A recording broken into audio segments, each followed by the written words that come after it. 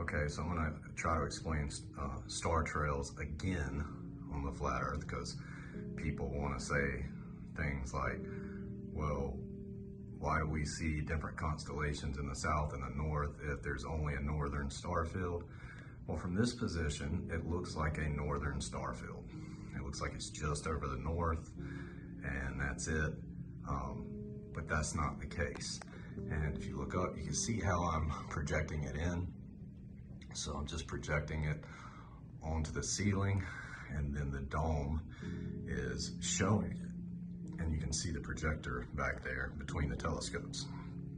So we have this super reflective ceiling above us, a superfluid layer and a dome. The dome is most likely crystalline of some sort. The superfluid ceiling acts like a two-way mirror, and that's what gives us this star trail phenomenon of the Arctic motion and the anti-Arc Tic motion of the luminaries.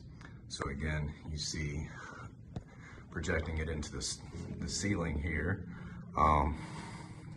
and the projector's down there.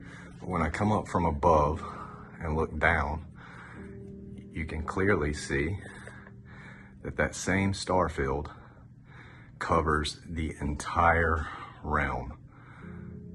So it's not just a northern star field. And what you're seeing is at the equator, you get this converging and diverging zone of arc and anti-arc on either side of the equator. And that's caused by the super reflective mirror type dome and superfluid ceiling that is also acting as a two-way mirror. So it's because of that that we have the northern and southern star trails, and we have different stars in the north and in the south. However, we do see the same constellations in the north and south at times, depending on the time of year, like Orion, for example. So you're seeing clearly the star field covers the entire realm. It's projected in from the ceiling. You come back and you look at it from here, zoom back in, and you see it looks like a single star field.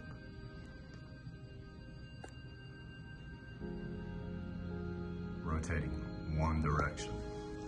The interesting thing is when you come in, you get that anti-rotation effect. So you see how it looks like it's rotating opposite in the south as it is in the north. When you come in close, you get that anti-rotation. But you saw it's one star field stretched across the entire realm, which also fits scripture because it says he stretches the north out over the empty places. And then the super reflective mirror dome and mirror sky is also in scripture, where he talks about how it's like a cast metal mirror or a bronze mirror that reflects heat or a molten looking glass. All of that would do this. All of those things, all of those descriptions cause this phenomenon. So when we test what the scriptures say about our sky, we actually see that the phenomenon that we observe in real life fit that modeling. You can say it doesn't, but I'm showing you that it does. The interesting thing is when you come up here and you see that rotation and anti-rotation, see how it follows no matter where you go? That's following is the southern part of the sky.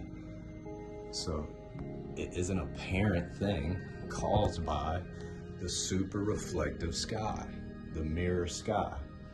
The same thing goes for the 24-hour sun. So you can clearly see, looks like one star field rotating in the dome. It's actually pretty simple.